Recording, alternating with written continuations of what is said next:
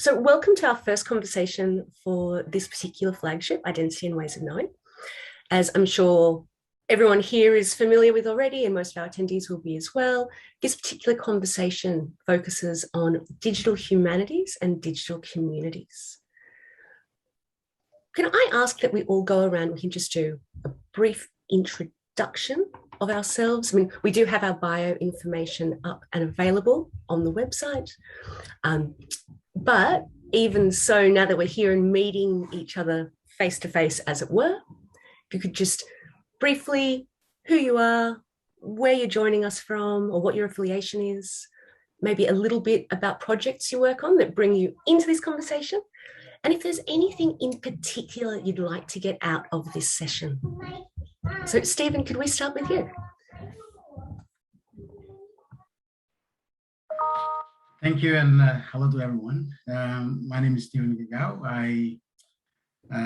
Firstly, I'll acknowledge the land that I'm joining you from. It's the Darug country, Western Sydney part of Australia. Pay my respects to traditional owners, elders, past, present, and emerging. Yeah, I'm a researcher with Paradisic.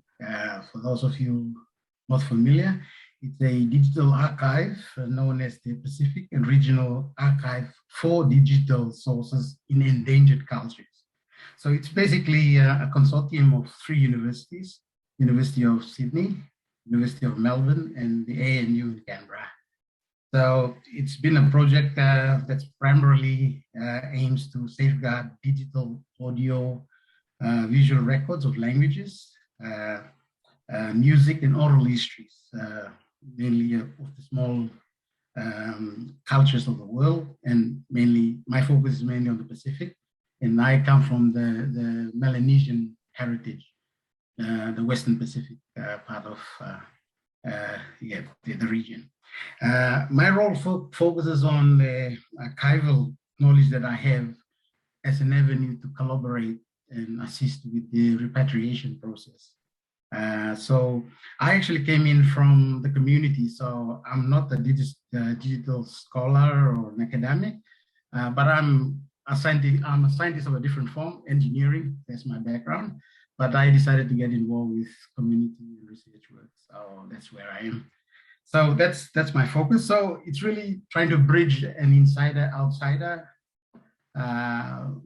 perspective, so it helps if you have different hats, like you are within the archive and also you are in the community and you have the passion being an indigenous person.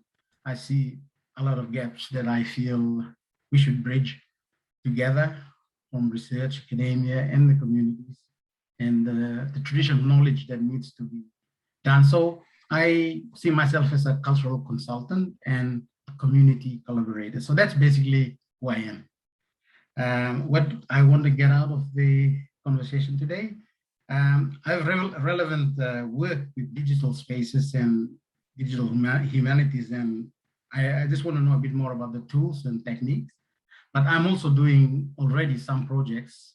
I'm a co-producer of our podcast at Paradisic. It's called Talk Save Culture Talk. So some of you don't know what Talk Save means. It's messaging, basically, in the Pacific, specifically Melanesia. So that's basically what my focus is. So the podcast is there to invite mainly the diaspora community to understand the research and the information that's in the archive and bridge and assist with the knowledge and also enhancing our archive metadata. You're also passing on knowledge. So that's basically what I want to be part of in this conversation. Thank you. Thank you very much, Stephen. Ian, over to you. Hi, my name is Ian McCrabb. My background is 35 years as principal of an IT consulting company. So I'm a businessman and a technologist.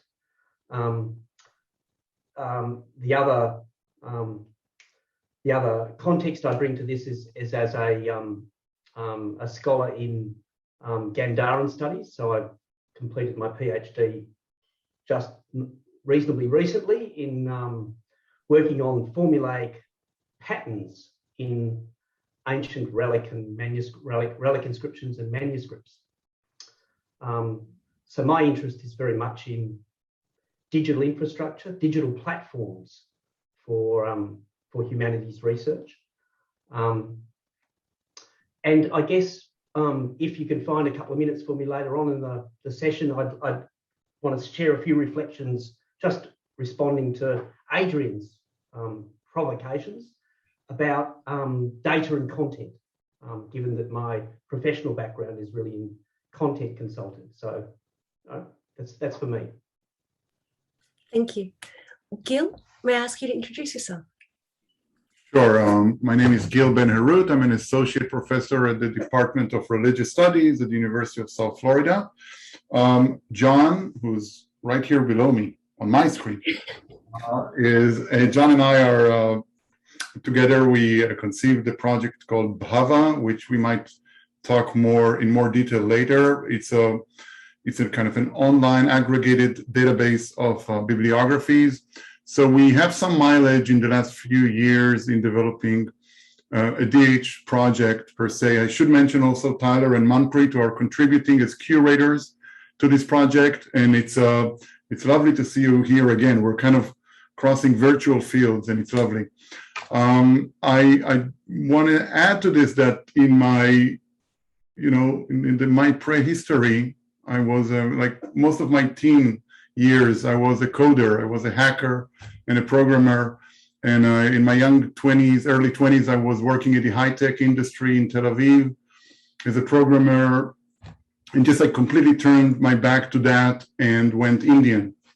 Well, scholarly at least. And in the recent years, I kind of paved my way back into hacking and doing coding projects in my work as a scholar of South Asia, as a textualist, basically. And I might talk about that a little bit more, but basically I have one project is a dictionary, online dictionary, and there's a lot more to say, of course. And lastly, I want to thank Adrian for broaching such kind of major thoughtful issues. So I'm looking forward to the conversation today. Thank you very much. Tyler and Manpreet, may I ask you to introduce yourselves? Hi, it's a pleasure to meet everyone. I'm Tyler Williams. I'm an assistant professor at the University of Chicago in the Department of South Asian Languages and Civilizations. And mostly what I do there is teach Hindi, both the pre-colonial flavors and the post-colonial flavors. And though my main bread and butter is literature, I dabbled in a few, and I'm a literary scholar. I'm not a properly trained tech person at all. However, seeing what others were doing, including folks like Gil and John with Bhava, which they mentioned we've been taking part in, and seeing other colleagues who were doing interesting projects, I wanted to get in on the fun. So I started some rudimentary experiments with digital texts in Hindi. But I think the reason that I happen to be here today is the involvement in the Afsana project. I'll just say a few words, and then the co-PI on the project, Manpreet, I'll let her say the rest. The Afsana project is very briefly a choose your own adventure style of online interactive fiction. It is composed and navigated in the language of Hindi, the modern language of standard Hindi, with the idea of completing two things, two major objectives. The first being helping second language learners to learn Hindi, but also helping those who are feeling comfortable and learn about the joy of reading. And it's in a very initial stage of development now, but will be web-based and open access. And with that, I'll just say that I'll echo the others who, by saying that Adrian's talk was an excellent start to, I think, the conversation in terms of the questions asked. I wanted to thank Adrian for the bibliography. That it's great to have that to dig into. Hi, I'm Manpreet. I'm a PhD candidate in South Asian religions at Columbia University. And so by training, I do literature, literary history, theater and performance studies, and I guess now religious studies. This new project is sort of like it's a COVID escape plan. It's when you're stuck 24/7, you want to do something so you're not bickering. So we decided to write a game together. There is, however, sort of the purposes of this conversation today, because we're just starting out. So a lot of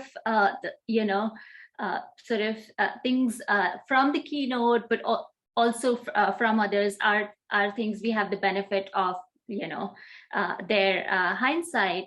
A related thing for us as researchers of South Asia, though, I've just, in the recent past done my fieldwork a couple of years ago. And increasingly, the archives are also digitized.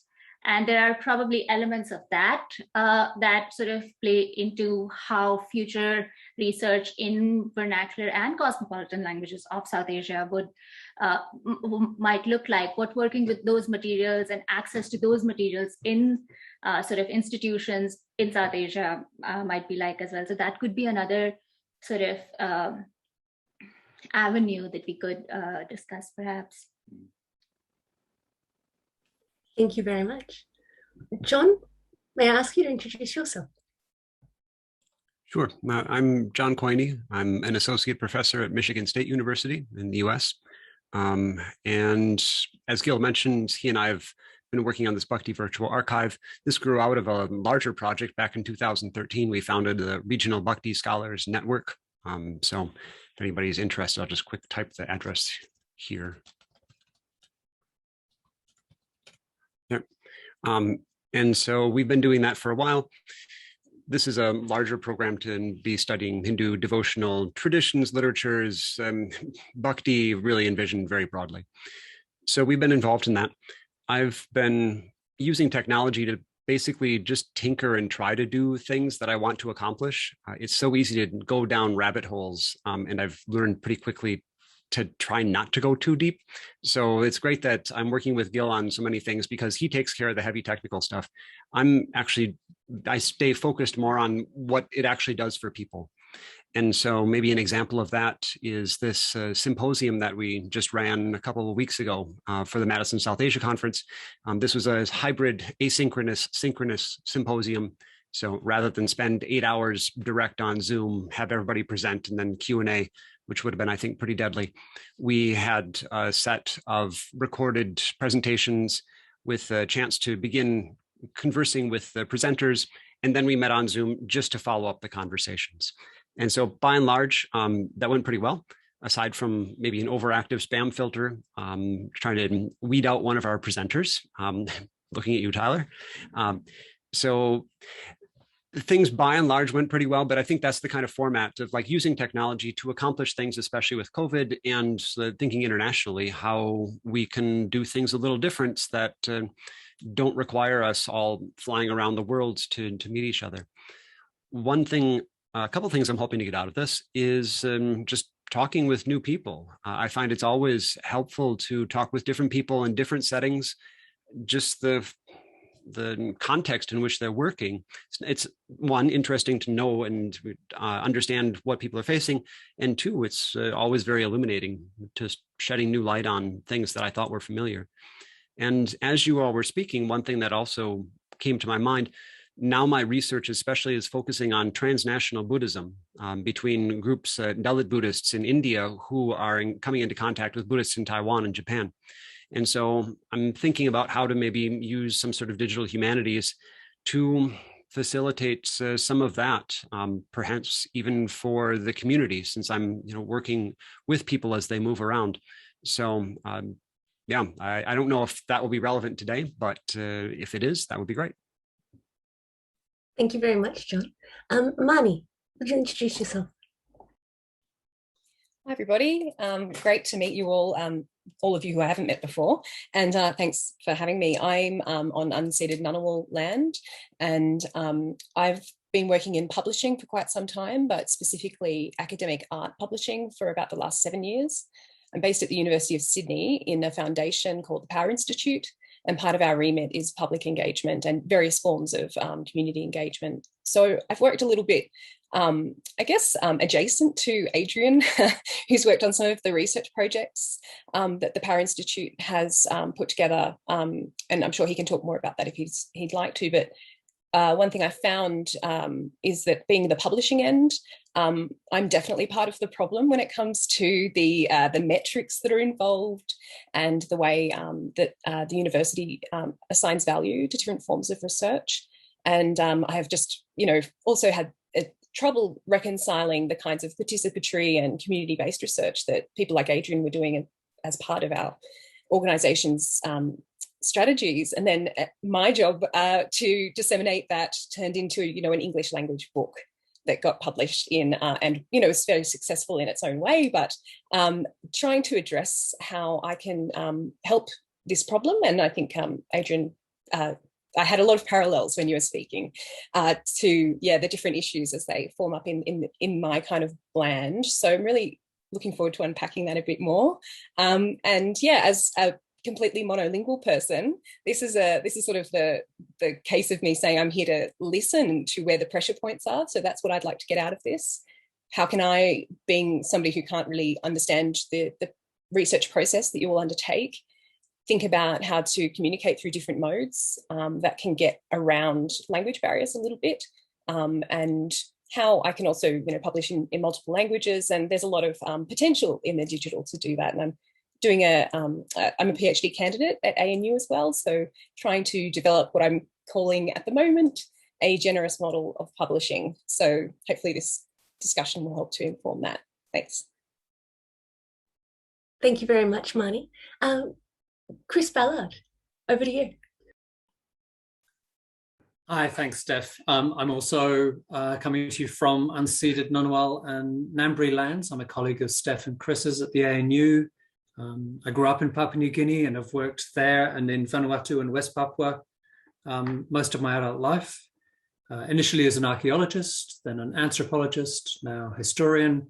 And as you can tell, my allegiances are not to disciplines, but perhaps to questions and problems. And so I'm a CI on the rather inelegantly titled Evolution of Cultural Diversity Initiative at the ANU, which brings together geneticists and linguists and archaeologists and anthropologists and historians and indigenous communities in Melanesia to think about writing history in the whole, not sliced and diced up from the perspectives of individual disciplines, but reassembled, rethought, and repurposed, inspired by questions from source communities.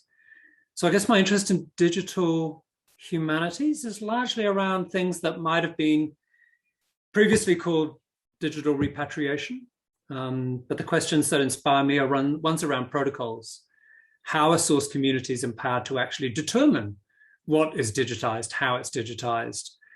What are the dialogic processes of producing, in my case, history from these kinds of materials in conjunction with those communities? And the question we're increasingly asking now is, what does the data want? What do the collections want? Were they to be voiced? If they can be voiced, what would be their position in decisions around repatriation or digitization? Thank you very much, Chris. Mark, would you introduce yourself? Just unmute myself, that would help. So I'm Mark Allen from the University of Sydney. I work on early Buddhist literature and the languages of early Buddhism, particularly Sanskrit and Pali and Gandhari. Gandhari being the language of ancient Gandhara, that's modern day Eastern Afghanistan, Northern Pakistan. So I'm working very closely with Ian and Stephanie and colleagues in Pakistan and Canada and University of Washington, Seattle and Hawaii and so on elsewhere to develop digital resources and platforms. And this is really for research and publication, profiling of our projects, particularly resources in these languages, not just Buddhist. We've also piloted work on Angkorian Sanskrit inscriptions and so on. Just recently, we're also moving into piloting 3D so that we can start, liaison working with art historians. So there's a whole corpus of collection of art objects that have inscriptions. So you have a combination of both textual and visual. So, in terms of research, well, what I see in the digital is particularly the ability not just to do one own research, but really research collaboration. So that is ability to share work, to work on projects together, and so on. And increasingly, our world is becoming collaborative. All my teachers never co-published anything. They were all individualists, and now we're in a generation where I frequently co-publish things with people with different expertise.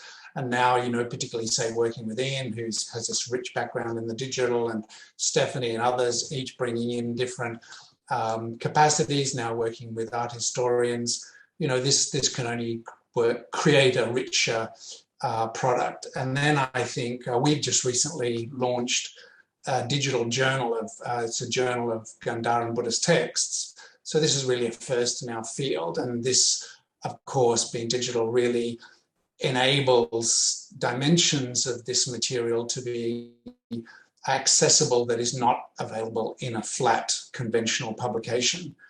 And then finally, of course, we commonly use the digital up till now as sort of a rather flat profiling of our project, or as an archive of material.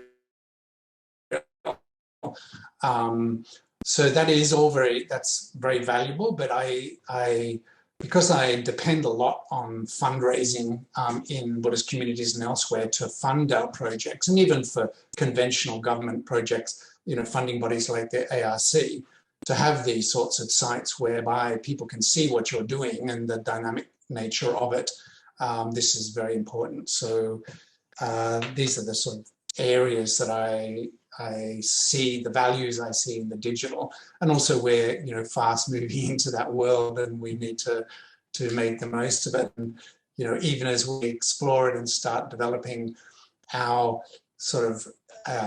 subjects of discussion and research, that field is changing hugely, and will only get more and more sophisticated. So one of the things I'm interested in talking about in this meeting is, as I said, we've launched this digital journal of Gandharan Buddhist texts. So this is a peer-reviewed journal, right? And what I think a question is how do we bring the conventional sort of publication and acknowledgement of publication into the digital, right? So, I published something in the Journal of the International Association of Buddhist Studies. It's the A+ journal, and there's no doubt about the quality of that, and funding bodies for that sort of thing, it matters. I publish a digital version of that, which is more dynamic and etc. in the new journal. Although it's peer reviewed, it doesn't quite attract that kudos. So how do we bring the digital with all its richness to that recognition? And as you realize, developing these resources take a huge amount of energy and effort, and they need to be formally recognized. So that's an issue we could talk about. Thank you very much, Mark. Last but certainly not least, over to you, Ross. Thanks, Steph. Hi, everyone. I'm Ross Tapsell, a lecturer in the School of Culture, History and Language, so colleagues of Steph and Chris.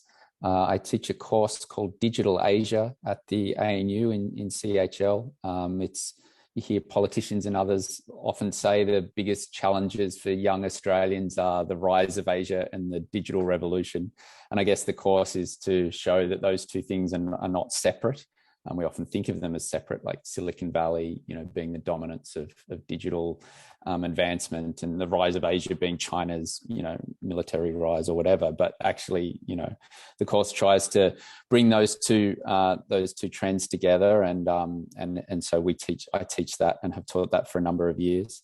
I specifically research on Southeast Asia. I've just published, with a colleague, Aim Sing Peng at Sydney Uni, we co-edited a book called From Grassroots Activism to Disinformation. I'll just put it in the chat if anyone wants to see more.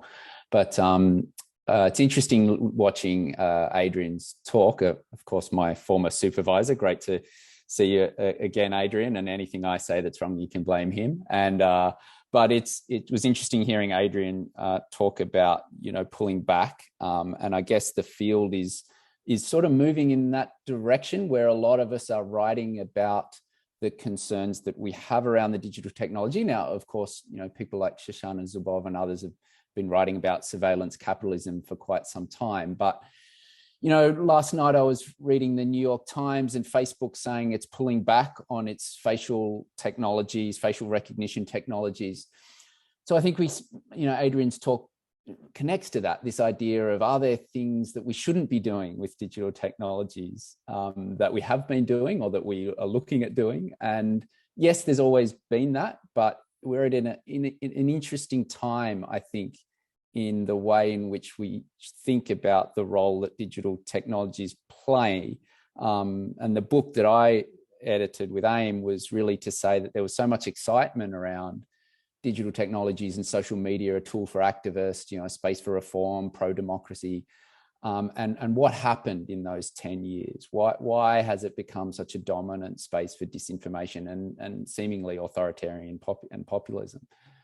So yeah, looking forward to the discussion with you all today. Thank you very much, everyone. So when we approached people to come on board as keynote speakers, Chris and I purposefully did not give too much directional guidance around what we were asking people to speak on. So Adrian, I really enjoyed your presentation, but one thing that really jumped out at me was this warning throughout it about the way that our use of digital technologies can actually be very constraining and reinforce power structures within our university context that really don't benefit us, but on the other hand, can be used to subvert. Now, in my experience, in my work, something that really comes through there is the way that access, the sheer fact of taking questions of access into consideration and making sure that communities have access to materials and our digital materials can be quite a subversive act in itself. It can rattle the bars of traditional academic outputs. We then run into issues of how to have those non-traditional outputs recognised and acknowledged within the university context. But it also opens us up to much more sharing of knowledge, which can challenge our own training, our own experiences, and our preconceptions that we take into different disciplines and different spaces of learning. Did you reflect on that? Actually, I just was thinking yesterday or yesterday evening about this issue of kind of access and accessibility, and it goes back to, I guess, the origins of the web. So the web, was created as this kind of open sharing device, and then various people are trying to capture it and commodify it in different ways and close it off. So it's part of that struggle which I think universities are engaged in. And why I was thinking of that is, at the moment, for example, there's this idea coming from our federal government that universities should pay their own way through patents and commercializing of everything. But yesterday, one of our Sydney University scholars, Eddie Holmes, received the Prime Minister's Award for Science for his work on COVID-19. And what Eddie Holmes did was to discover the genome sequence the genetic sequence for COVID-19, and then to make that publicly accessible. And that was a kind of major breakthrough in our whole treatment of COVID-19. So I was thinking, so what if he'd wanted to close that off as, to patent it and keep it as commercial access only, there's a whole lot of people who'd be dead because of that. And I think, although that's what we're doing is not as much a life and death matter, that certainly in terms of the ways that we produce knowledge and the ways that we make it available, but also the ways that we earn a living, that there are these tensions, because we really do need to try to make things as available as possible, but there's a whole lot of elements that struggle against that. Marnie, I see that you have your hand raised.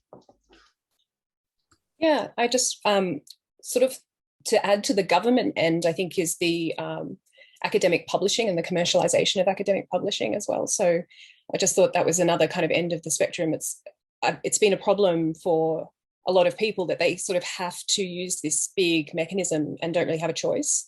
So I think the potential for the digital, as has already happened, to have open access to resources is great. But I think there's a problem with the investment in it and like the level of editorial support that you might get, or how much money you have to have in your research account to be able to make something open.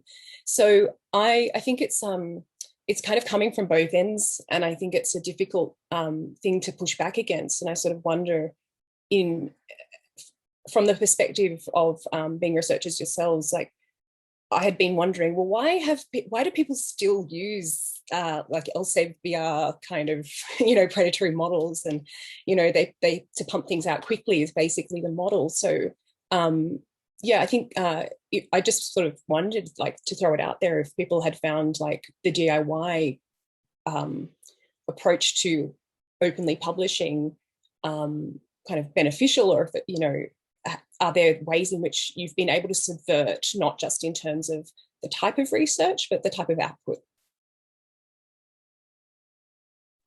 Would anyone like to respond to Marnie on that point? Gil, please.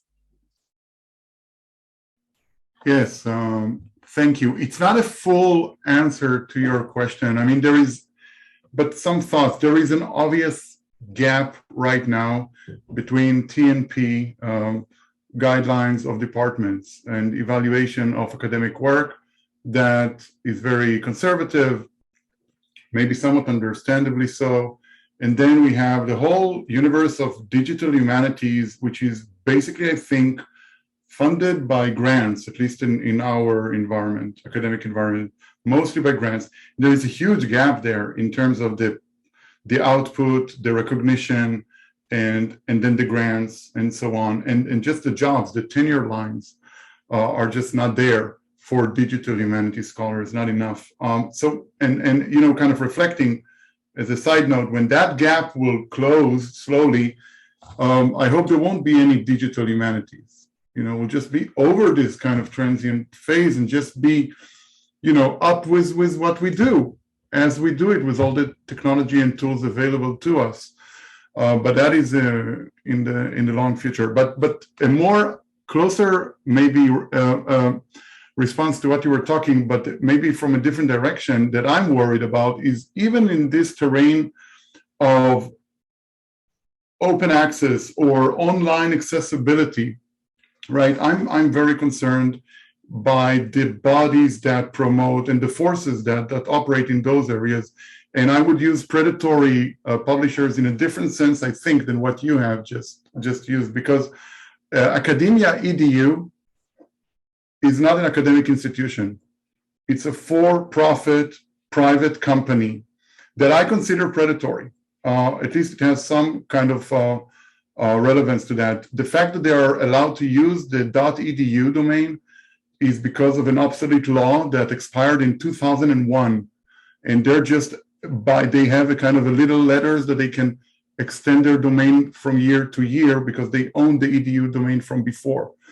But this is an example, at least as far as I know, and I'm calling them predatory, or at least with some features of predatory publishers, because they would, on the one hand, encourage this kind of social media allure right? Of sharing your information freely, but they do that in ways that they kind of involve you in a social media universe. And there is where is the money at the end of all of that chain of interaction with academia edu. So this is just one example, actually, which I think maybe complicates a little bit our usual thinking of, oh, those, the traditional publishers are, capitalizing and they just want money versus, this wonderful digital world. And maybe it's a little bit more, well, this is just one response to that, but yeah. Yeah, and your point about infrastructure, so the social media infrastructure being part of that, even those publishers are buying up the infrastructure now, not just the publishing model. They're spreading out into those too. So I think it's a good point. John. Well, another point that goes along with that is that even for publishing open access, this is not cheap. To publish open access, usually is at least a couple $1,000s. And I published an article last year with the journal Religions, which comes out of MDPI, which is in terms of an address based in Switzerland, but actually is based in China. And at first, I was really rather enthused about this. We had, as a special issue, kind of a little pass that we were able to publish our articles that way. But the more that I learned about MDPI and just was reading about them, again, kind of coming back, where's the money coming from and what is it supporting? Having everything based in China as it is, and there's just a lot of sort of questions that go along with that. And then even publishing open access with, say, mainstream journals and, what's been said about the metrics and how universities count things and things, it's still really expensive. And it also brings up for me, coming out of what Adrian was, some of his presentation, it brings up like repositories too. Repositories also need some serious funding. And so, like my university library, they had been talking about possibly creating a digital repository to put things into, and the library and the university really balked at that because serious investment, long-term commitment, and that all really takes a lot of effort. So I had appreciated what Mark brought up about the Journal of Kantaran Studies. It looks like I'm imagining you're using the open journal system for that as a platform. I had looked with a colleague of mine here about starting up an online journal for something that he was doing. We contacted the Journal of Global Buddhism, which also runs this open journal system, and they had this nice model where their University of Zurich, they had committed to being the repository for that journal. So the journal could kind of do its thing on its platform, but if for whatever reason in the future it went away, the library would still have that. So that as much as we like the open access thing, it's not exactly an accessible solution yet, at least not that I've seen. Tyler and Manpreet?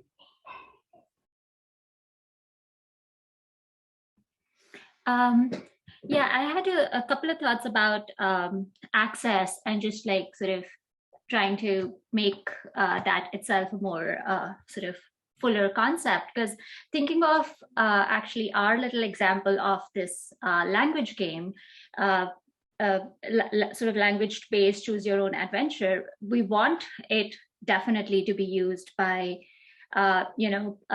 people who are not South Asian but are learning Hindi or are at an advanced stage of learning Hindi. So therefore, students in classes and things like that, but also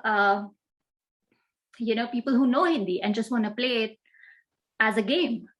Language learning itself actually does not sort of happen in the same way in sort of different, as somebody who learned 3 languages in India before starting grad school and learned a 4th one during grad school. It was just, just the way that you acquire a new language, and that entire structure is so different.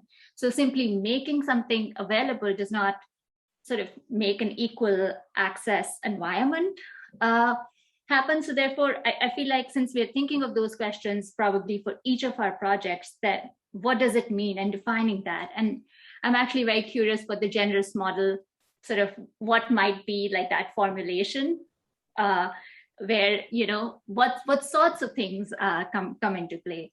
Do we, if we're thinking of a digital open access journal, should it be multilingual? If it's about cultures that are multilingual, or should it only be in, you know, one language? And yeah. Can I add, Yeah. something? Can I pile on to Manpreet's mention? I mean, Gil brought up the tenure and promotion question, which has not been broached at most institutions in the US. I guess two opportunities. I don't want to talk about them as problems. I want to talk about them as opportunities for ways to kind of mobilize folks, at least on this continent, is about actually increasing literacy about these issues among faculty, since they're the primary stakeholders and the ones who can push, because there are some fundamental areas where there's not a full understanding of either the objects or the issues. And what I mean by that is digital publishing and open access are often confused. That seems like an easy distinction, but I find myself speaking with people saying, well, you know, a renewable subscription, renewable institutional subscription to a resource is not the same as open access. And even the idea of open access, you know, once you build it, it's always there. Well, no, actually, you know, after talking to colleagues who are trying to launch open access journals, digital open access journals online, they actually have to explain to funding agencies and the institutions that would be, you know, the patrons of these projects, that no, this is a commitment that is indefinite, or it's multi-year. It's not about building something once. I think the other thing just that Manpreet's comments made me think of is, again, thinking about the open access as the more granular level of who do we actually mean when we mean, who are the colleagues and stakeholders that we actually want to reach? Because, and I, you know, to put it in the most radical way possible, is the digital actually does the digital actually provide open access for, say, students in India at say the university that Manpreet and I went to, where when we were there were 6 computers for approximately 8,000 students. You know, that, you know, older forms of publishing, or you know, print publishing maybe offers, you know, opportunities there in tandem with digital publishing, or just, you know, those. I'm not trying to explode the question too large to be dealt with, but rather just to suggest that, yeah, the actual stakeholders need to be thought about at a more granular level. Thank you, Tyler. Mark? Sorry, keep on making the same mistake. You also need to make a distinction between the digital and open access. So, you know, for example, our main monographs are published by the University of Washington Press in the Gandhara Buddhist text series. And the publication arrangement was recently changed, where it's open access. That is, a PDF of the publication can be downloaded for free, or you order a print copy and you pay money, right? That's open access, but to my mind, it's not digital. And the same with, whereas our journal is digital, it's utilizing all the resources of the digital, it's really dynamic and so on. And it is open access. So it's hosted at the University of Sydney. There is no cost to either the author or anybody else except our labor in bringing that to publication, right?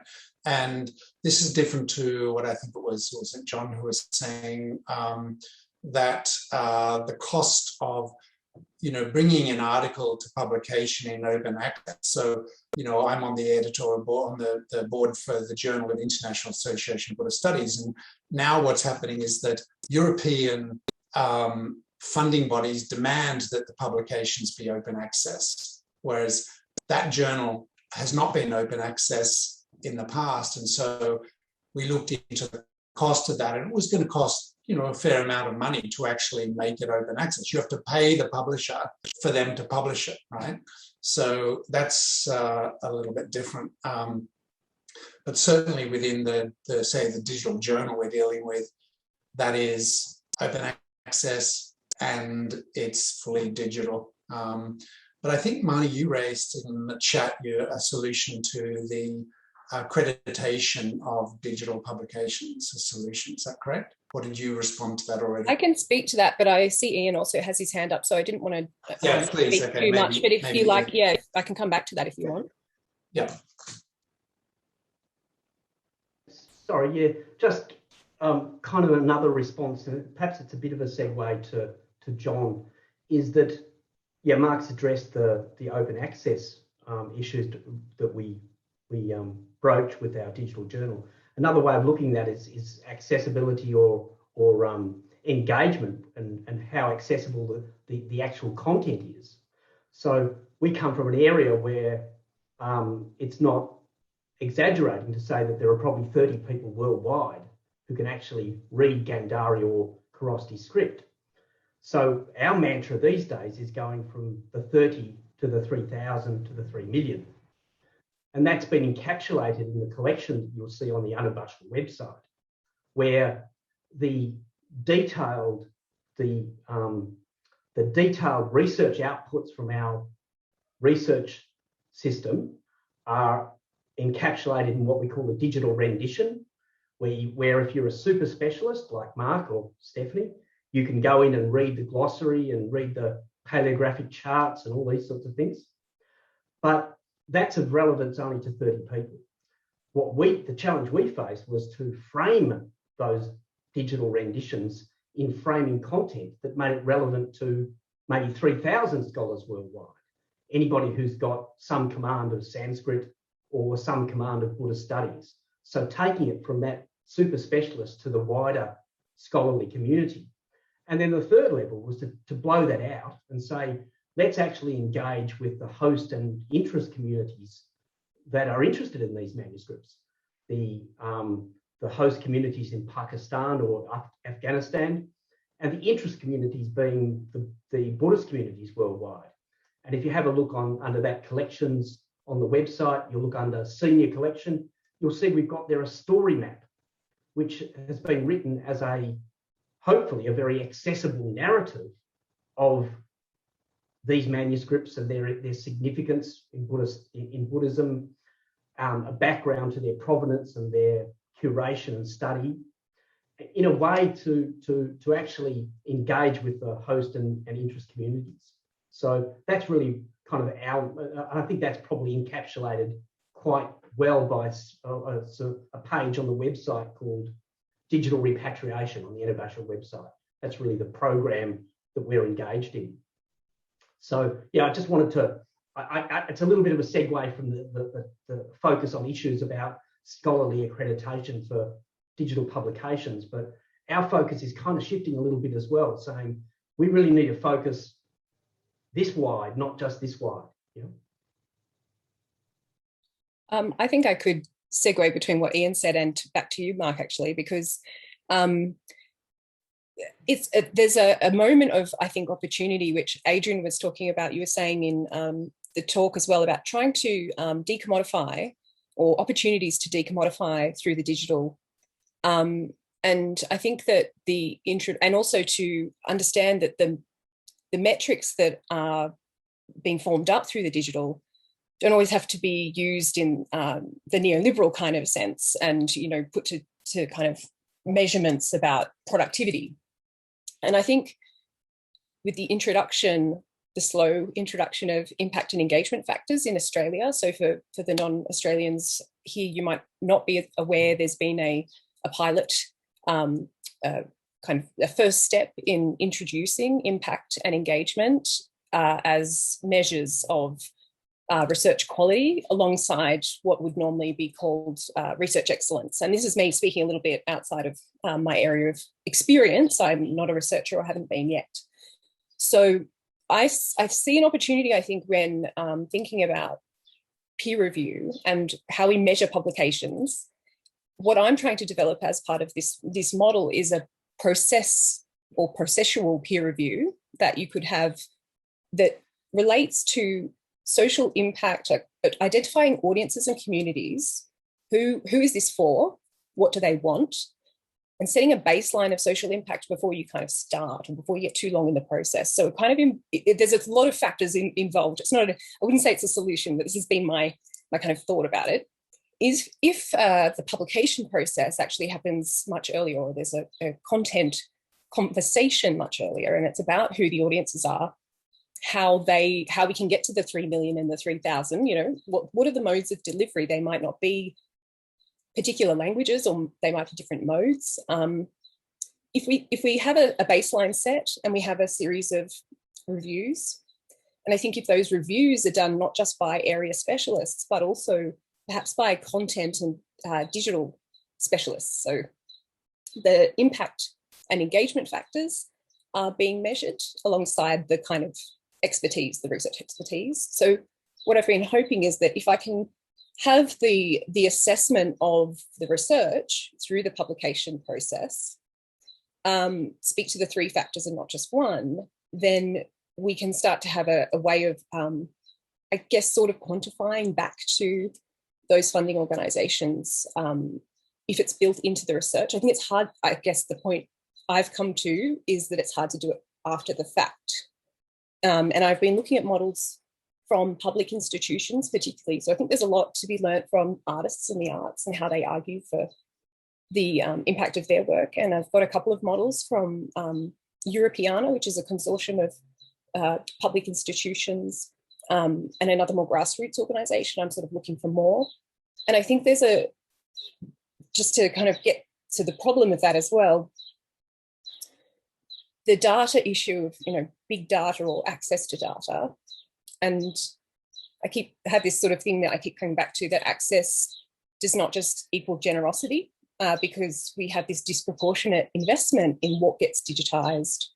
You know, and I think there's a study of the Met's collection data, and it was 85%, you know, white artists and 87% male or something. So to make sure that in the peer review process and with the introduction of impact and engagement factors, there's an alternative to the easy win, which is what public institution and what existing collection can I work with. So I think that's sort of a question I have, is how can we argue for the impact and engagement of a very, you know, small set of data, or a community, a specific community, against kind of these bigger machinations. So I don't know that that's an answer, but that's where I've been.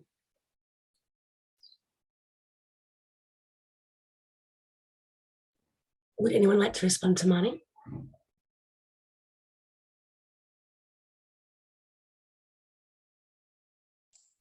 No, they're good thoughts, Marnie, to think about. Yeah. I feel like we see a lot and of especially as the goalposts keep changing, you know, new factors that we have to address, you know, already in our field, addressing the issue of the relevance to Australia of our projects. You know, how could you argue that you know, a project on Gandhara is relevant to Australia? And you know, I mean, we always twist things, but you know, it's really problematic. And that compares with Europe, where, you know, generally projects like ours do get funded. You know, seemingly projects that would be considered obscure in Australia and don't get funded certainly get funded in Europe, because they're just different attitude.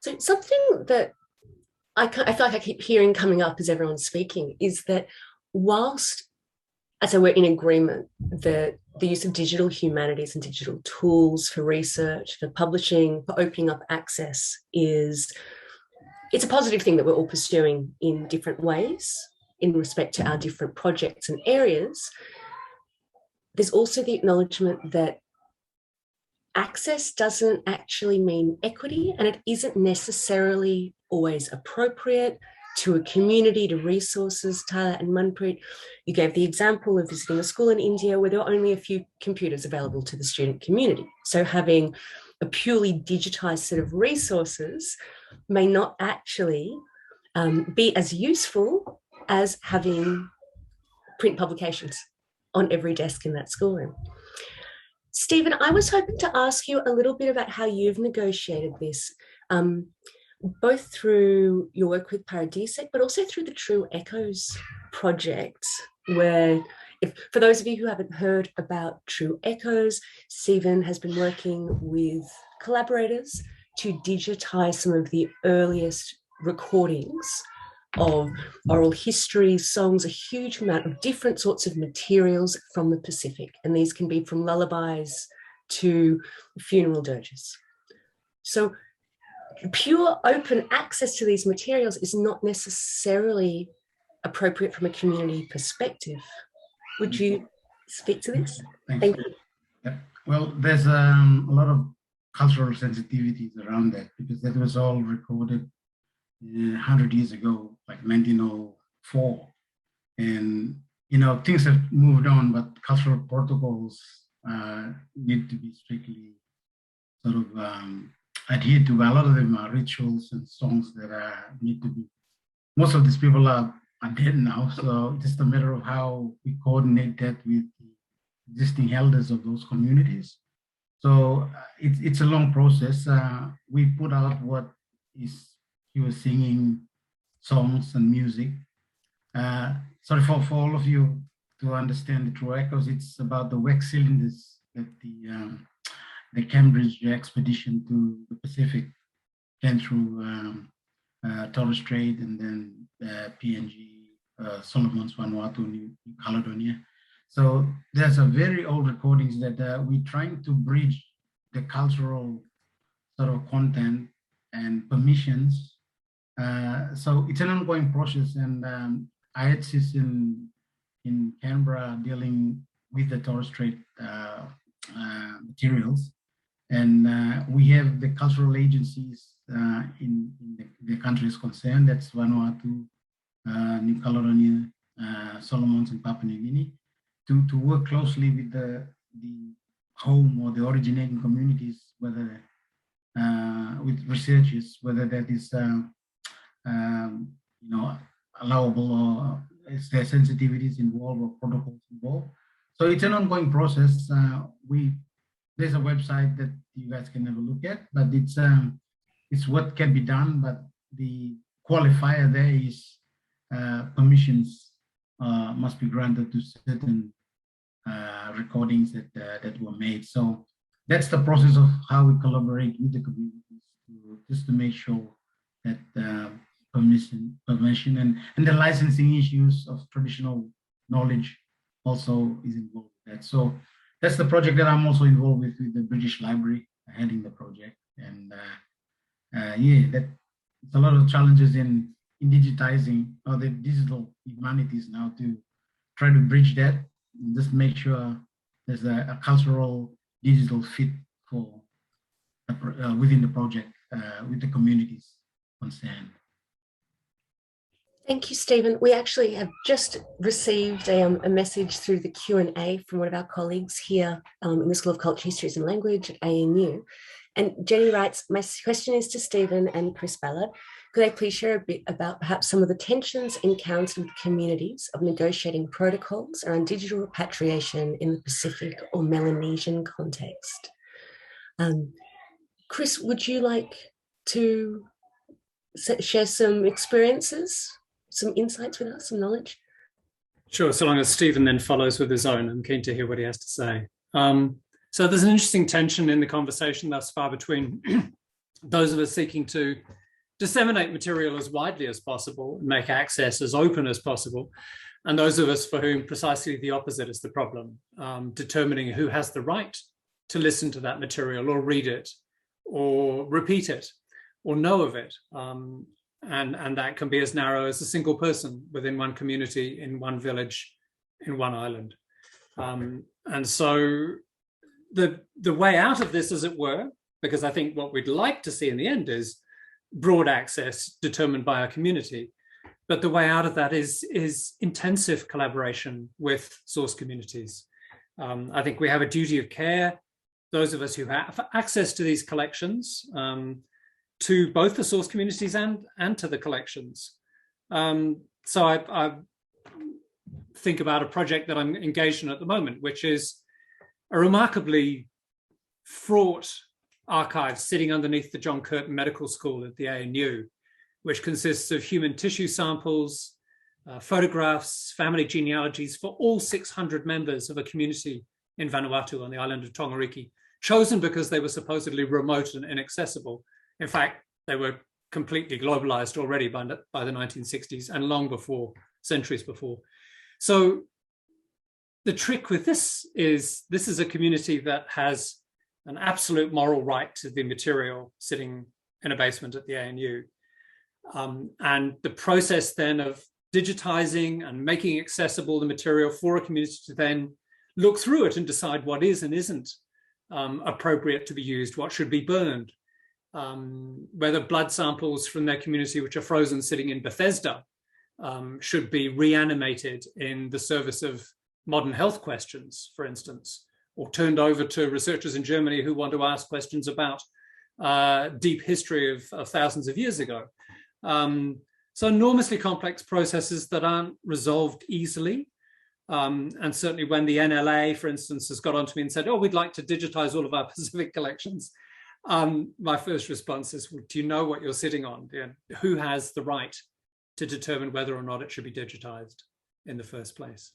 So in some senses, we're asking questions that are prior, and the Gundari experts amongst us perhaps aren't confronted with this in quite the same way. But we have this prior issue of determining a whole host of rights and questions of ownership before we can then really think about dissemination. But Stephen, probably you've got views that you should add to that. Thanks, Chris. Yeah, I'm totally in line with what you're saying. I'm also speaking from an Indigenous person's perspective.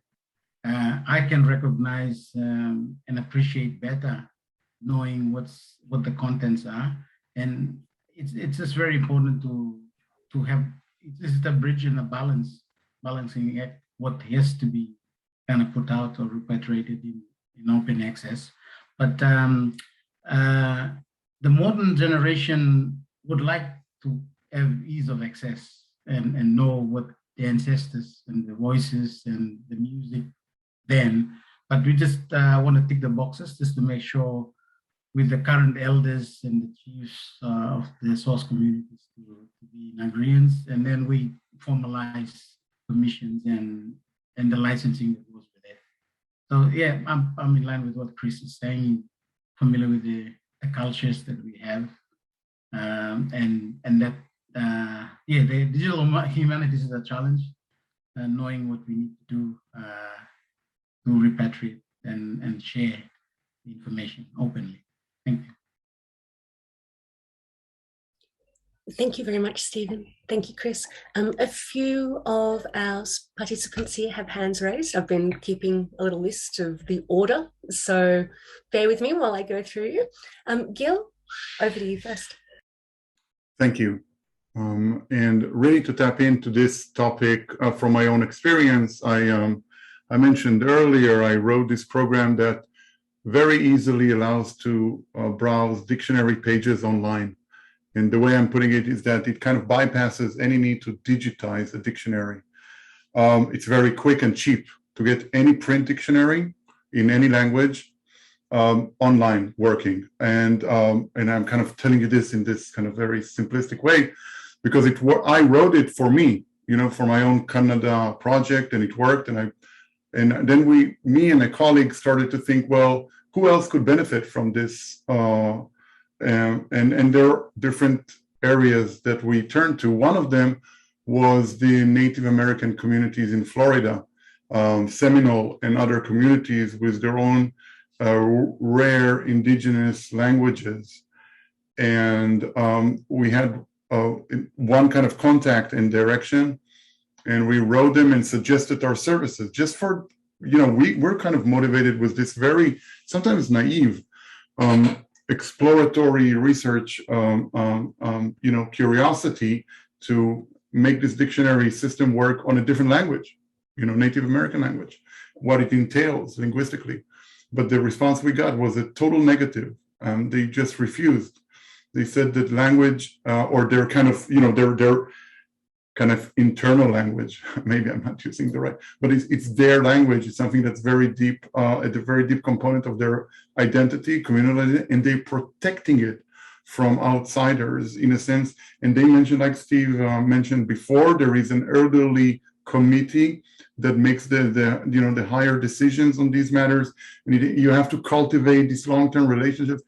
From my perspective, it was it was a bit jarring first, but and because my motivation was different, and in a way maybe it's fine, and maybe we can think about this as of this incident that I'm telling you as a cultural trope about, it's kind of like the world is flat, right? So digital, accessible anywhere to anyone. Maybe that kind of impulse is not always the right impulse, or it kind of comes crashing into other much more complicated histories, local histories specifically. And one last comment that also Steve mentioned, which is again a kind of sad irony.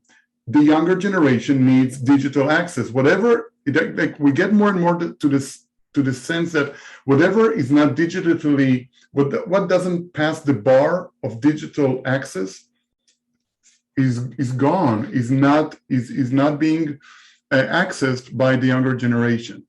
So there is this pressure on the one hand, and then these very complicated historical sensibilities on the other hand that try to put barriers and kind of protections. That's it. I have no kind of optimal way to take it to, but I just wanted to kind of describe what I see at this moment. Thank you very much, Gil. Over to you, Mark. This was a response to Chris. So we don't deal with Ngandara studies, the same issues you have, but as in a collaborative research environment, we are dealing with similar things in that, we've developed a model whereby you can work individually by yourself on your corpus, on your text and whatever, and you can choose to share that with different individuals, with a larger community, and eventually, when it becomes open access, you share it with the wide world. So there are, clearly within the digital, I don't know how easy Ian can address that, but mechanisms by which material can be shared with different audiences, right? And of course, you have to deal with something different, which is that the process of interacting with a community and get a response on what material can be shared and not what. Well, within that community itself, there must be disagreement on access, as this seems to be said. So anyway, there are, I think, in the digital, the means is there for doing such a thing. Sharing select material, permissions, and so on. Just to unpack that just very briefly, what we have tackled is digital publications that are a mashup of different IP. So our Pakistani partners, the 3D models they scan for us remain the IP of our Pakistani partners. The digital publications we have will have 2D images that have a particular copyright, maybe in the 1960s. As I said, the 3D model is the IP of our Pakistani partners. The transliteration and translation may be the academic output of Mark or Stephanie. So one of the things that we have had to tackle is how you acknowledge and attribute the different components in a hybrid digital publication.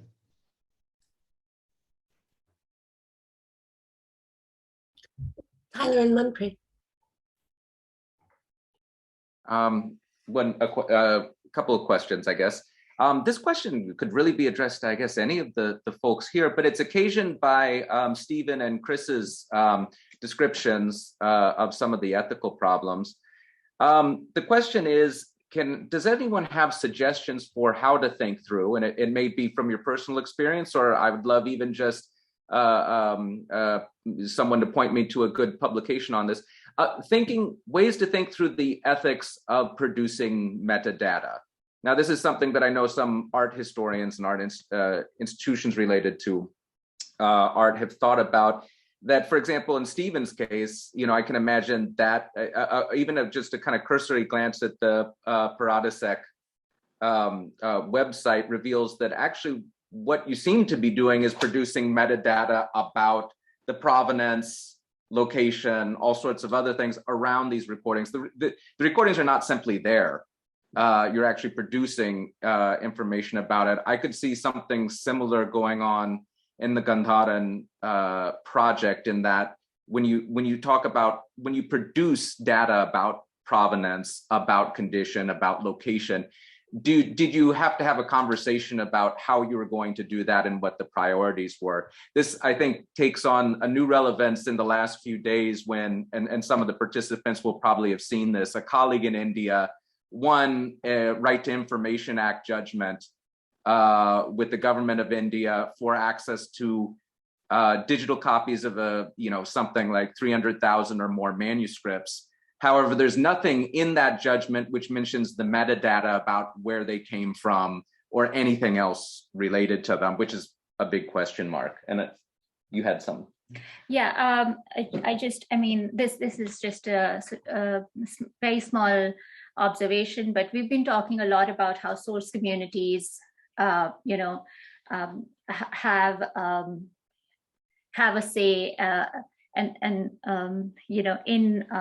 what to do with access and so on and so forth. But even I would say that the responsibility before that is with the researcher, because if, say, communities we research do not necessarily say that don't use information about us in a certain way, that does not sort of that kind of abnegation of responsibility does not quite play out well, at least in my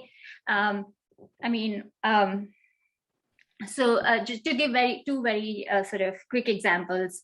I was at a temple where somebody had laminated the carpet page of a manuscript because that was the best thing they knew they could do to preserve that manuscript. And when I mentioned it to them, that that meant that it could no longer be, that page would probably not be able to be restored anymore, they were in tears. They did not know that what they had done was, and a very different case at a public institution where they were, the manuscripts were being digitized. The first 100 manuscripts in the catalog were digitized. All of them were digitized. And from then onwards, you began noticing that everything that was in the Perso-Arabic script was being left out. And everything that looked like it was a kind, like a Hindu or a broad, essentially not an Islamic, definitely not an Islamic manuscript was being digitized. And that was clearly a Hindutva sort of enabled project that was then, now that archive is entirely digitized, but if you look at that digital archive, it does not present a complete picture of what even the archive it comes from is. So I feel like as people who probably are experts in our fields, our responsibilities go beyond what our source communities might be stating in some cases. Sorry, I went that long. Thank you, Manpreet. Chris.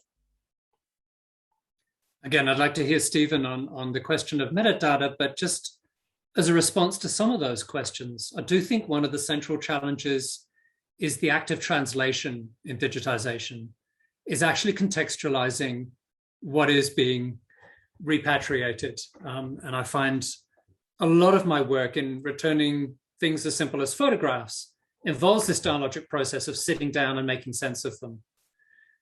If you like, generating metadata, oral metadata in conversation around an object, around a document.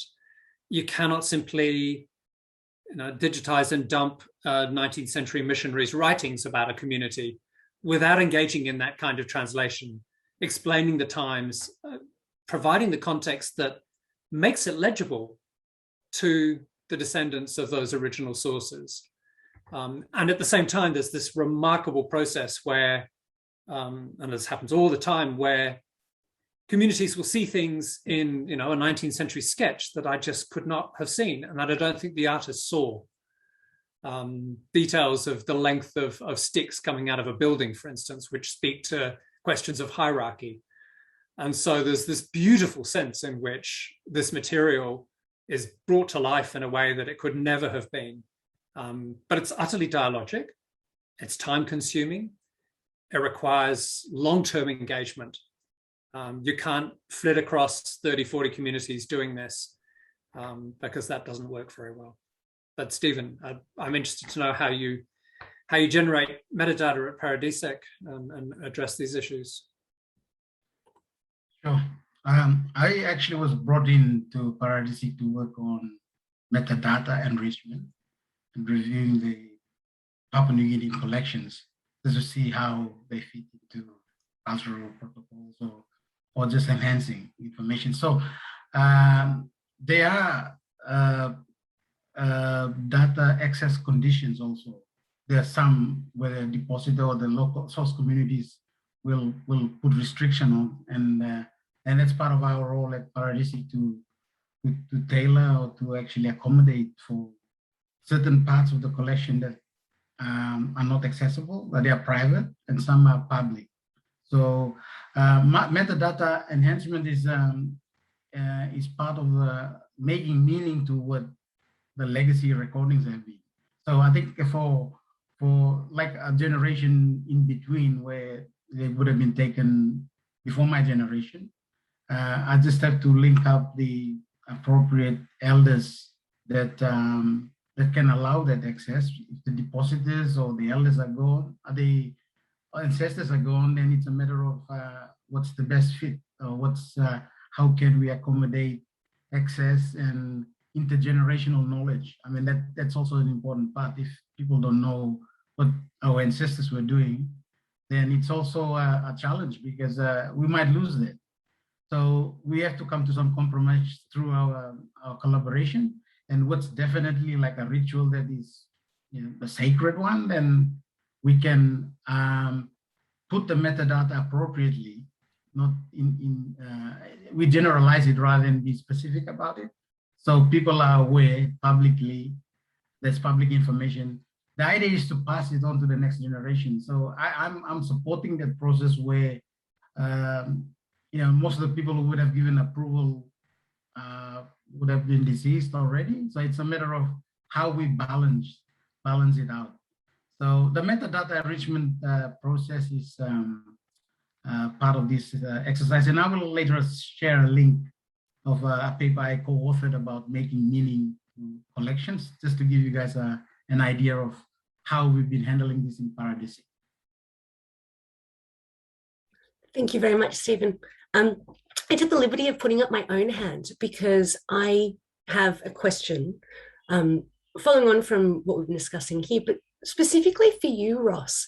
You work in a slightly different research environment to the one I feel is being articulated here. So really, we're talking about this translation process of taking, say, archival materials or our research, different things like that, and then going through this process of digitization and the issues that arise through that. But you work in a digital sphere that is kind of a different, live, living, digital and online environment. So I was wanting to ask if you would share some of your experiences, thoughts, and reflections on what, say, subversion, accuracy, access, generosity, and equity look like in that sphere.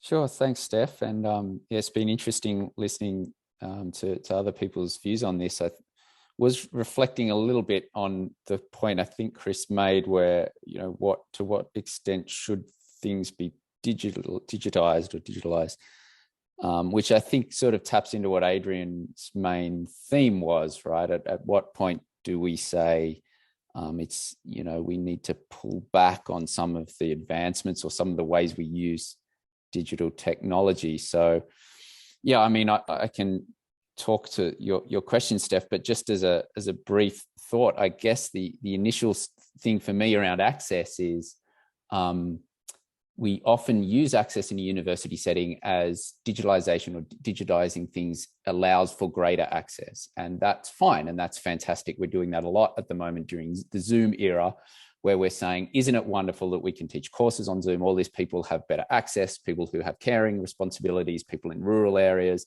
people overseas who can't get into Australia, and so on and so on. And so there is this trend now to say that because there's more access, that we should continue to do it. And we know as well from the same time that the more we put our lectures online, the less chance there is that students will watch them or that we'll watch all of them.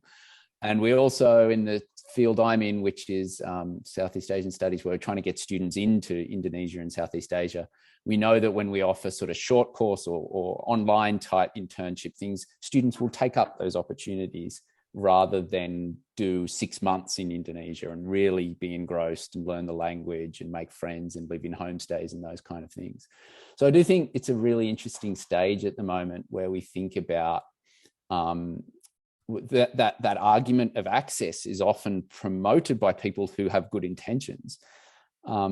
But the overall, and the easy answer now is to say, well, of course we should do both. We should be able to access for those who can't go to Indonesia and have caring responsibilities, and we should allow the opportunities for those who can go.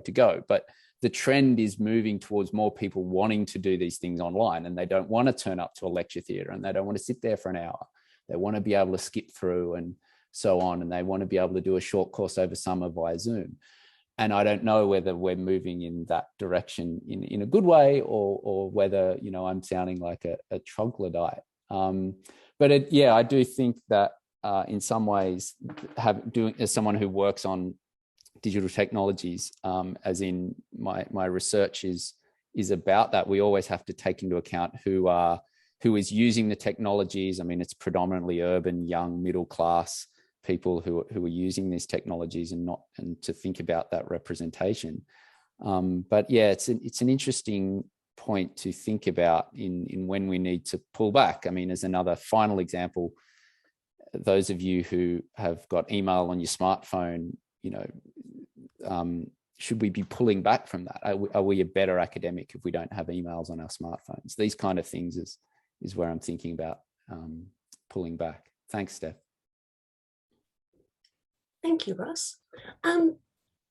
Does anyone have any particular questions for Adrian? We've had a really long conversation that's brought up different things. So just as like a momentary interlude, any questions for Adrian?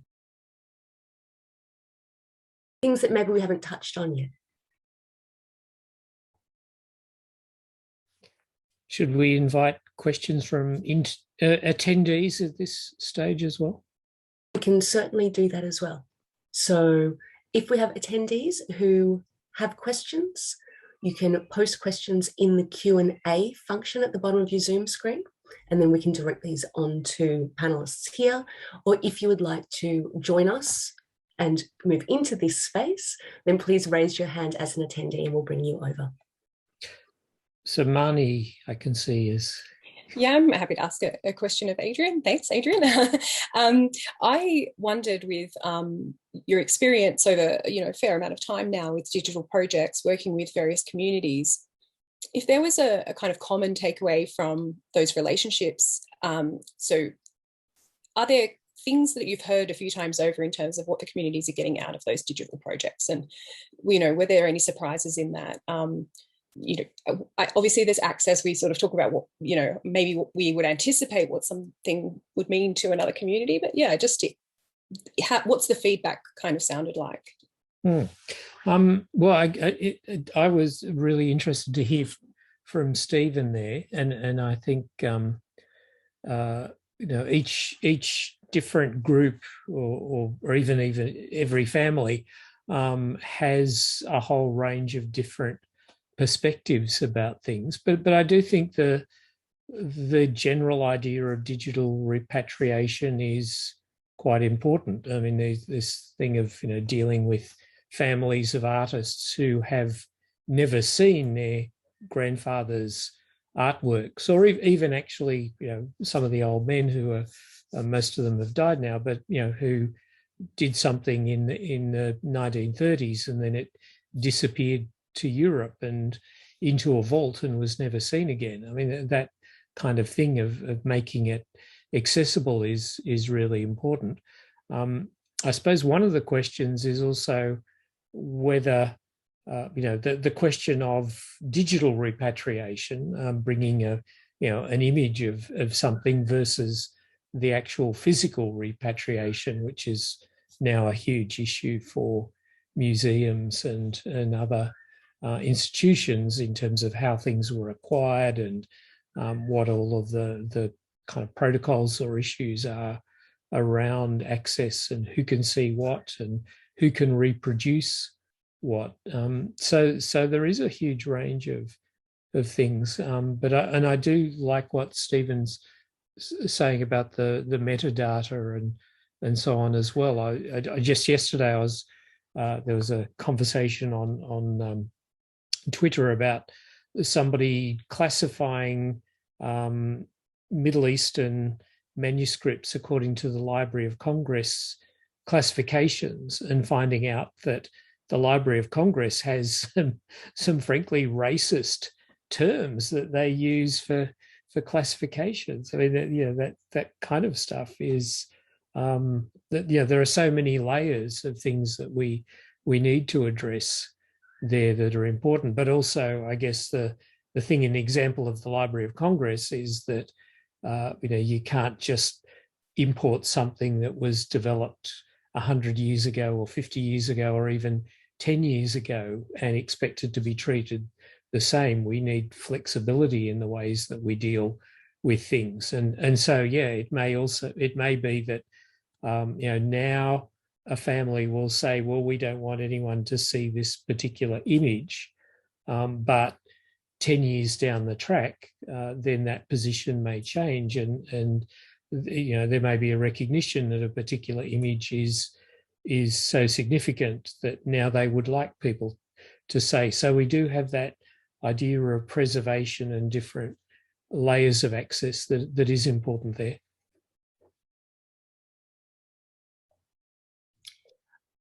If I may throw in another question or reflection of my own here. Gil and John, I noticed looking at the Bhava project that you are handling an enormous amount of material. I think you cite several thousand bibliographic references to different texts on these bhakti traditions, studies, materials, and so on and so forth. And that these materials have been subject to siloing, which has prevented and constrained cross-fertilization across regional practices, different linguistic traditions, and so on and so forth.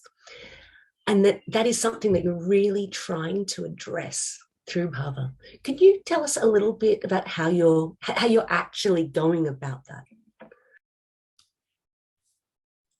Well, just to be clear, if I can start, and Gil, I'm sure can add in some things here. To be clear, what we're primarily dealing with is bibliography. So we're dealing with the references, and each reference is indexed by somebody who is familiar with that area, knows the local languages, the regions and things.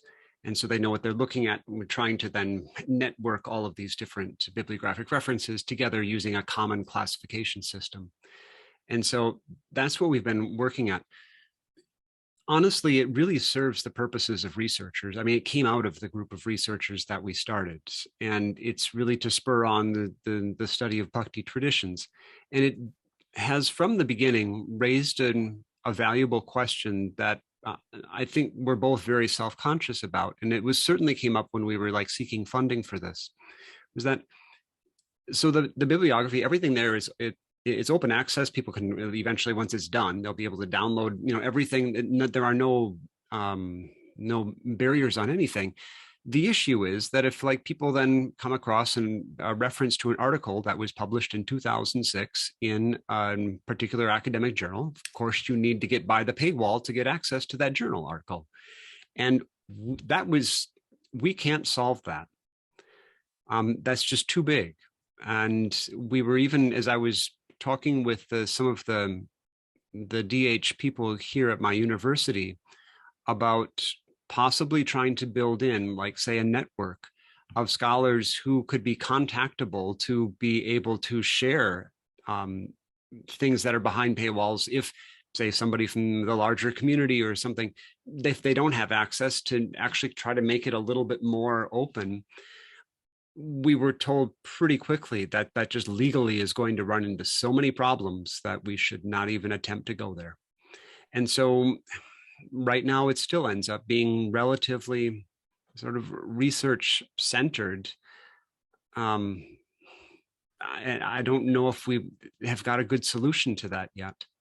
I don't, Gil, do you have other sort of thoughts about that?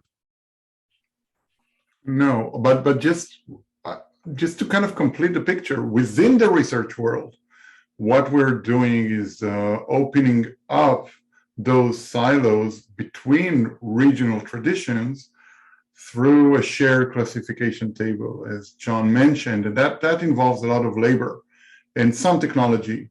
I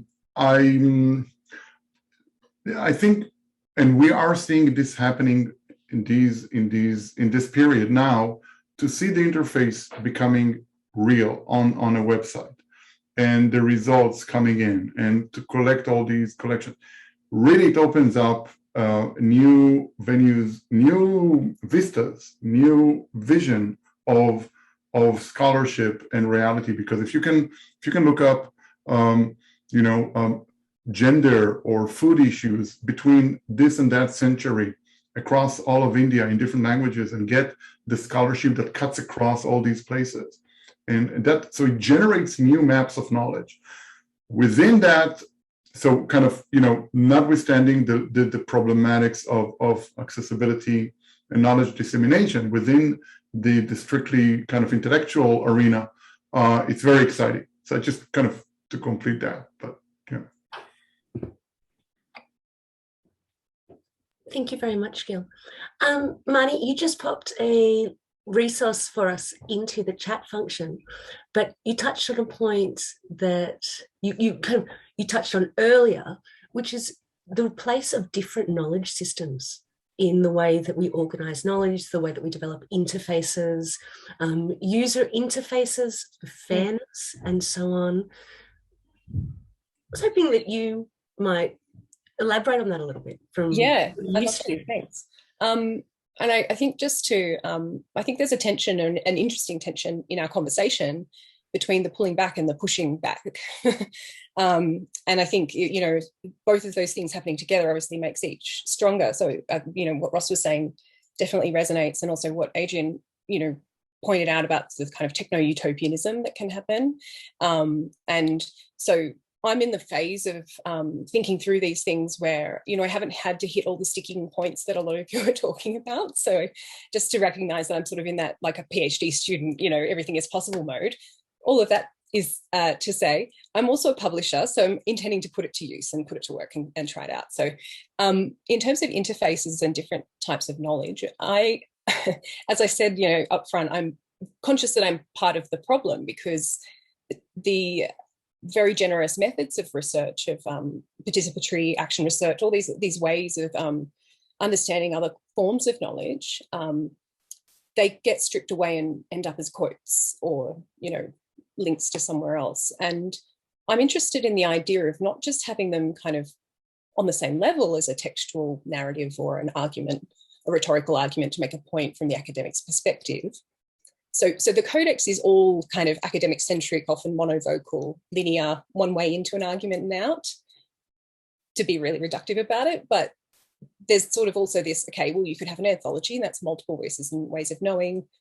But then if you think about the interface, you can also have multiple modes of knowing. And I think what I'm interested in is, so Katerina in the previous session was talking about the centrality of country to particular cultures.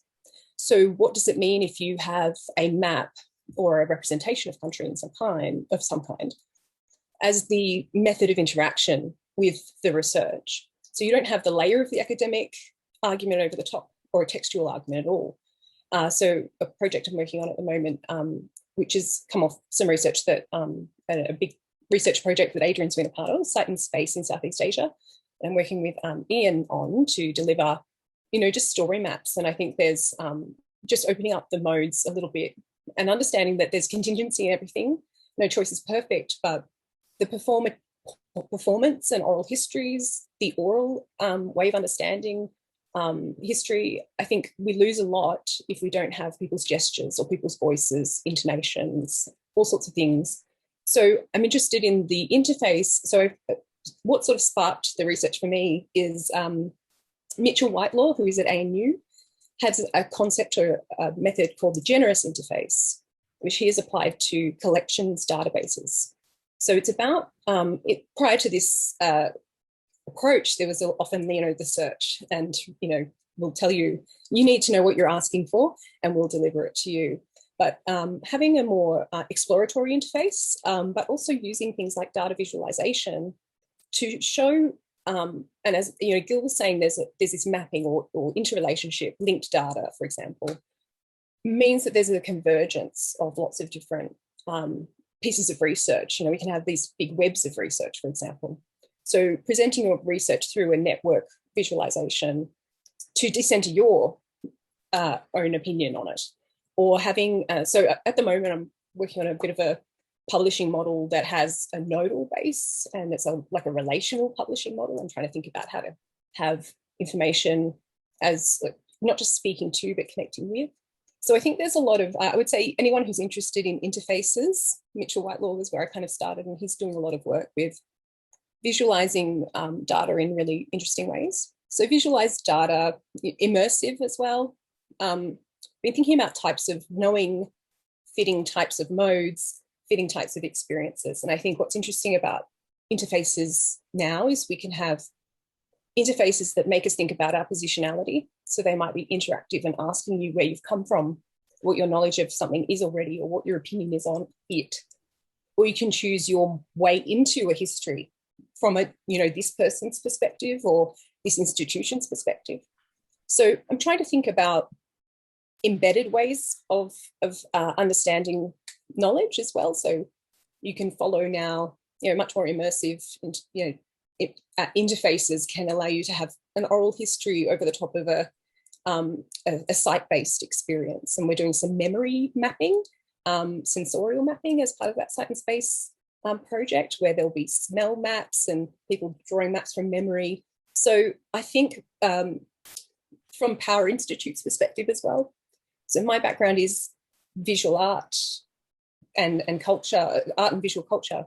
And so I think there's also a capacity within the interfaces and with the convergence of, or the meeting of digital humanities methodologies, generous interfaces, and a much more generous co-creative model and collaborative model of publishing, that we can have histories or archives or cultures represented in more imaginary or speculative or artistic or performative ways alongside the very kind of, academic analysis. Thank you, Mani, and thanks, Chris, for sharing that link with all of us. One thing that seems to be quite apparent at this point in our conversation is that there's a lot of different communities that we see ourselves within, that we participate in, that give us context, but also communities that are maybe new communities that are developing and forming in response to some of our digitisation works as well. Stephen, if I may ask you, I've heard a lot about the Toksave podcast series, and I know that it has quite a broad reach. In your experience with your involvement in it, have you seen the emergence of new communities through it? Has it led to cross-fertilization, not just between different traditional linguistic oral communities, but also between, say, academic and non-academic communities, so on and so forth? Yes, thanks. The podcast that we've developed, I'm co-producer of, is Toksave Culture Talks, and I've shared the paradisic link there, so you guys can have a look at the episodes in there. Now, the primary objective of that is to actually connect the archive and community. So basically, we have the reference point that there is material in the archive, and I go out to the communities and see the diaspora speakers out there that can relate to a particular collection. So I basically connected. And so there's a lot of cross-fertilization. And the main aim is to actually get the access to also researchers out there that can work off, if you like, the diaspora community that links to the source communities. And they might just add on to their, further work on particular aspects of that. So interdisciplinary, whether an anthropologist or a linguist or an ethnomusicologist would like to know more about a particular collection.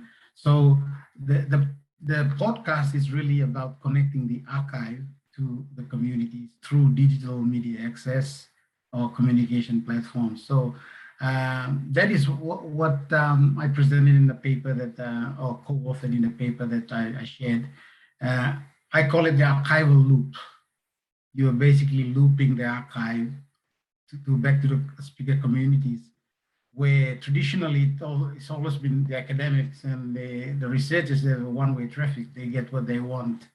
And that's something I was critical about as a cultural person, that nothing goes back to where the source has been. Like, people take away physical objects, take away traditional knowledge, publish their papers, put it out in conferences, publish books. And what about the source? So one of the biggest drive of this podcast using digital media is the current generation to understand. Some of them definitely have no knowledge about what's going on, but I've got a better sort of insight now that I've come into an archive. I said, what has all this been sitting here for the last decades of nobody knows about them? So part of this is, it's like a repatriation process digitally, but there's a lot of cross-fertilization, and it's available for researchers and speakers out there that need to know, and part of intergenerational sort of knowledge transfer too. Somebody would have just heard it for the first time. You should see the emotions that go through them, because, oh, that's my grandfather. So some of them actually are descendants that I've learned as I went through. I said, the poor descendant has never really known what his great-grandfather used to do, and now he's learned something. So part of this is, like I say, Steph, it's really about cross-fertilizing communities to understand better, have better knowledge about what has been in the past, and connecting the past with the present and setting it up for the future generations. Thank you very much, Stephen. I'm just mindful of the time. So once again, I'd invite anybody who is attending to either put up your digital Zoom hands or to post something in the Q&A function if you have questions either for Adrian or for any of the other panelists here. And while giving people time to do that, Adrian, would you like to respond to our responses to your keynote? Have we deviated far and wide? Have we gone in unexpected directions? Well, no, I'm not. I'm not sure I have any reaction except to be gratified by being part of this conversation. And yeah, I mean, obviously, it was being provocative in terms of framing the talk, but I think the issues that we've touched on are the really important ones in terms of access and the whole range of things about the uses of the digital. So I don't know if I have any more specific comments. I guess there's some other issues that we haven't necessarily talked about that Ross and I think Tyler might have mentioned before, and that's also the thing of how do we go beyond just computer access. I mean, we all know from our year and a half of Zoom that that people have different forms of connectivity and different abilities to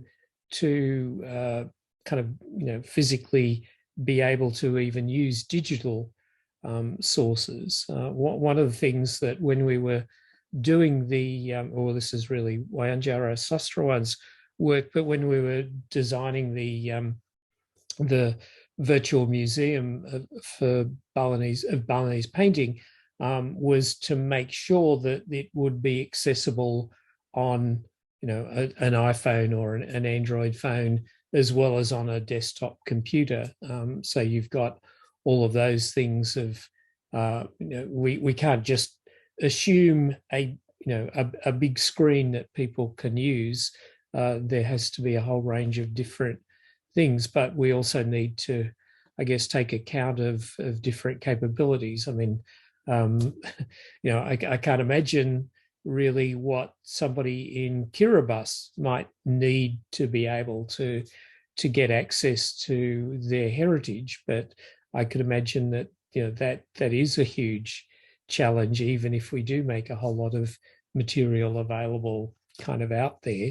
But also the paywall stuff, I think, is a big issue that we're faced with. These multinational monstrous companies, and Elsevier is the boogeyman that we all hold up. But as was said, that academia, EDU, and so on are also problematic in that sense. So I guess we have to always be wary of steering between those different requirements. Yeah. Thank you, Adrian. Mark? My comment was, we don't have time to address it, but a very big issue, of course, is, we're all putting a huge amount of effort into developing these resources of making archives available to communicate and making material available to original communities. But, that accessibility can sometimes cease when we cease or stop to engage or go move on to something else. So how can material, Adrian prefaced this, in the beginning of his talk, I think, about the longevity of projects. There were many projects that started and then they just faltered. The technology, changed, or somebody moved on, or somebody, in other words, you're putting a lot of work into making, say, Stephen and Chris material available to communities in the Pacific.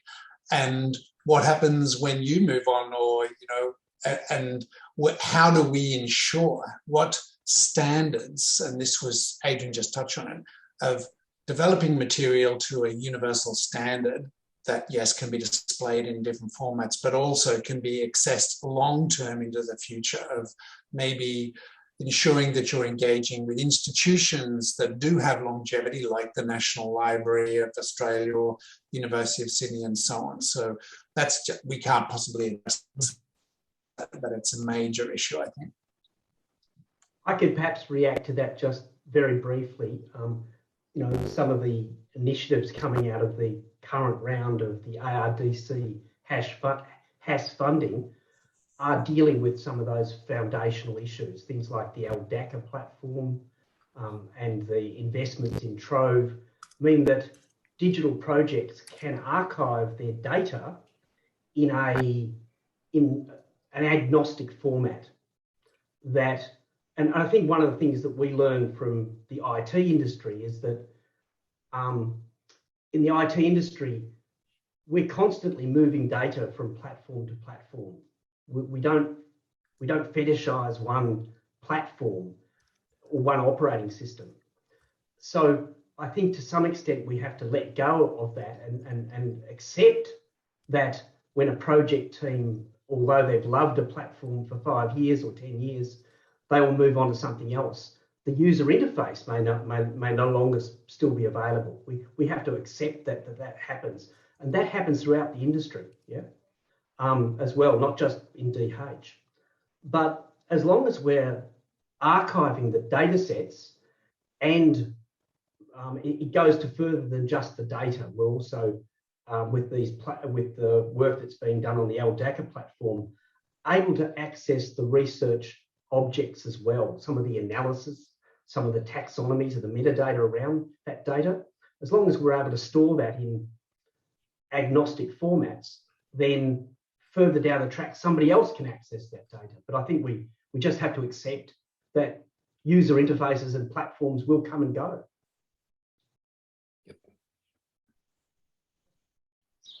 Thank you very much, Ian. So we're coming right up to time.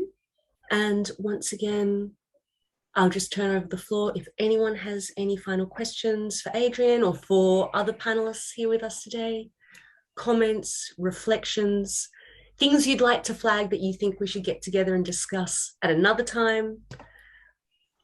Over to everyone.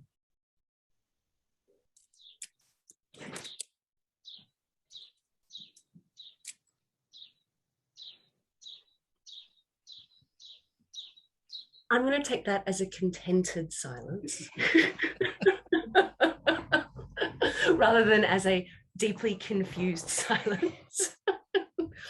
So let me please thank everyone for your time today and for joining us across different time zones, disciplines, areas, concerns, and points of interaction and engagement with our digital technology and digital communities. It's been fantastic to meet all of you.